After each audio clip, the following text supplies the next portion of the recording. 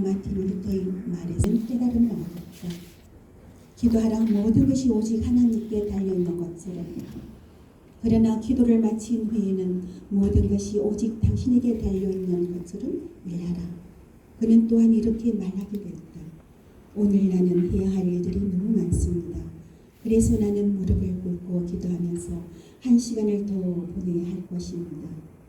나는 하나님의 말씀과 기도에 더 많은 시간을 쓰고 그러고 난 후에 남은 하루를 하나님께 지시하신 것들의 온 힘을 다 쏟으라는 강권함을 받은 적이 여러 번 있었다. 나는 사람을 기쁘게 하려는 자 또는 자기 자신을 기쁘게 하려는 자가 되려 하기보다 하나님을 기쁘게 하려는 자가 되려고 노력했다.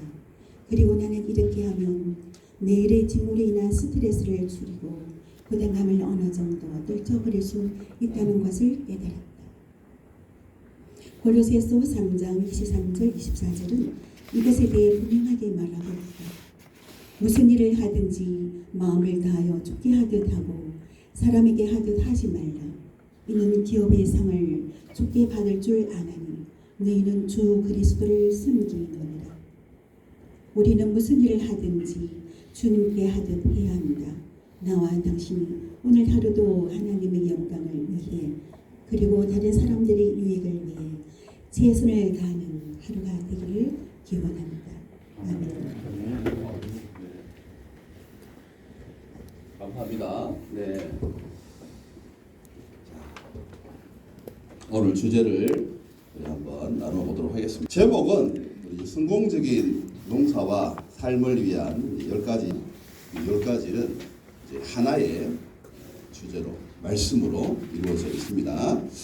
자, 이 주제를 왜 이 말씀이 나왔느냐? 여러분 저를 한번 보시기 바랍니다. 하나님은 우리를 창조하실 때 왜 우리에게 걱정, 염려, 근심을 주셨을까요? 네, 우리에게 행복한 것만 주셔도 되는데 왜 우리에게 이 걱정이라고 하는 이런 감정을 주셔서 우리로 하여금 불안하게 하고 두려워하게 하고 이런 염려하게 하면서 이런 일까라고 하는 화두로 시작해보겠습니다. 여러분, 2마리의 사슴이 있습니다. 그런데 이 2마리의 사슴이 풀을 뜯어먹고 있는데 한 마리는 성격이 너무 좋아요. 천하태평. 그 풀을 뜯어먹을 때 아무 염려 걱정 없이 풀을 뜯어먹습니다. 근데 한 마리는 염려와 걱정으로 가득 찬 사슴이었습니다.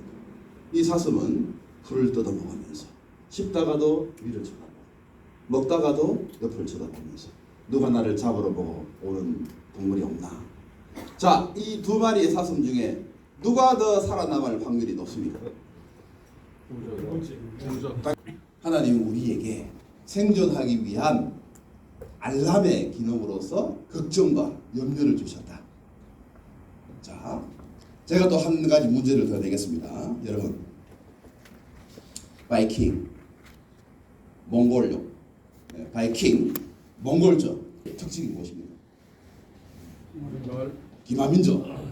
노르만족은 기마민족이 아닌데. 자, 이 세 민족의 공통점은 얼어붙은 땅 동토, 농사 지을 것 없는 황야한 곳에서 생겨난 민족이다.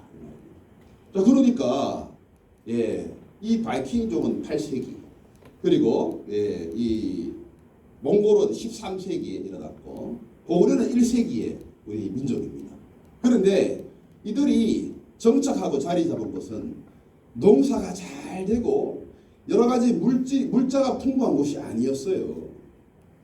바이킹족 같은 경우에는 저 북쪽에 노르웨이, 스웨덴, 네덜란드 이쪽이지 않습니까? 네덜란드가 아니고 덴마크, 그렇죠, 덴마크. 자, 이쪽에 있다 보니까 그들은 농사 지을 땅이 부족해요.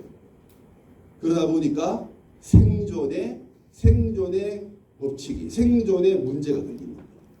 염려하고 걱정하는 이런 민족으로서 없어질 것인가? 아니면 우리가 이런 걱정과 염려를 딛고 우리가 살아남기 위해서 어떻게 해야 될 것인가? 유럽의 역사의 판도를 바꾼 민족이 바로 바이킹, 노르만족입니다. 자, 그들을 왜 노르만족이라고 합니까? 유럽 사람들이 영국이나 프랑스나 로마에 있는 사람들이 침략을 하면서 저 북쪽 사람들 무섭고 그리고 롱십이라고 하는 배를 통해서 강을 통해서 언제든지 들어올 수 있는 이 무시무시한 민족 북쪽 사람들 그래서 노르만족. 결국은 프랑스의 노르만 지역에 프랑스 왕으로부터 땅을 하사받아 가지고 그곳에다가 자신의 땅을 청색하기도 한 바로 그 바이킹의 역사, 바로 걱정과 염려로부터 시작합니다. 몽골도 마찬가지죠. 몽골에 뭐가 납니까? 여러분 몽골 가보신 분 계시지만 농사 잘 돼요. 여름에 가야 풀이 파랗게 돋아 있는 거고 겨울이 되면은 아무것도 나지 않습니다. 그러다 보니까 그들은 어떻게 해야 돼요? 어떻게든지 남쪽으로 내려와서 약탈하고 어떻게든지 남의 것들을 빼들어야 내가 살 수 있죠. 우리 고구려 또한 마찬가지 아닙니까? 고구려를 우리가 한국사에서 배울 때 고구려의 경제를 약탈 경제라고 합니다. 약탈 경제. 예, 옥저, 동해 이런 나라들이 다 고구려에 복속되어서 특산물을 갖다 바치고 그러면서 주변 국가들을 정복하는데 어쩔 수 없는 생존의 방법으로서 선택한 것이 바로 고구려였다. 자, 그렇다면 우리가 하나님께서 우리에게 걱정과 염려라고 하는 것을 주심으로 말미암아 우리로 하여금 넘어지고 실망하고 좌절하게 하는 것이 아니라 어떻게 하면 우리가 이 환경에서 살아남을 수 있고 성공할 수 있고 이 시대에 어떻게 하면 우리가 하나님 앞에서 쓰임 받을 수 있는가 하는 그 출발점이 되겠습니다. 그 출발점으로 우리가 오늘 세 가지의 이야기, 세 가지의 법칙을 따라서 한번 나누어 볼 텐데, 자, 어떻게 하면 우리가 살아남을 수 있는 방법, 살아남을 수 있는 법칙이 적용될까 한번 나눠 보겠습니다. 첫 번째, 생각의 힘을 활용하자. 생각의 힘을 활용하자. 자, 살아남기 위해서 걱정과 염려로부터 시작되었지만 이제 집중합니다. 한 가지 일에 집중하기 위해서 생각을 모읍니다. 오늘도 여기에 성공적인 농사와 삶을 위한 10가지 법칙이 10가지 법칙이라고 되어 있지만 한 가지죠. 한 가지에 집중해라 이 말입니다. 자, 이 집중을 하기 위해서는 생각을 모을 필요성이 있겠습니다. 자, 하나님이 우리 인류에게 주신 가장 위대한 것은 생각하는 힘이 되겠습니다. 이 생각하는 힘을 통하여서 인류는 변화하고 발전해서 여기까지 왔다고 합니다. 자, 우리 인류의 과학계에서 인류 역사에서 획기적인 발견 두 가지가 있는데 하나는 만유인력의 법칙이 되겠습니다. 자, 만유인력의 법칙을 누가 발견했죠? 아이작 뉴턴이 발견했지 않습니까? 발견이 어디서 했습니까? 생각하다가. 자, 아이작 뉴턴 이전에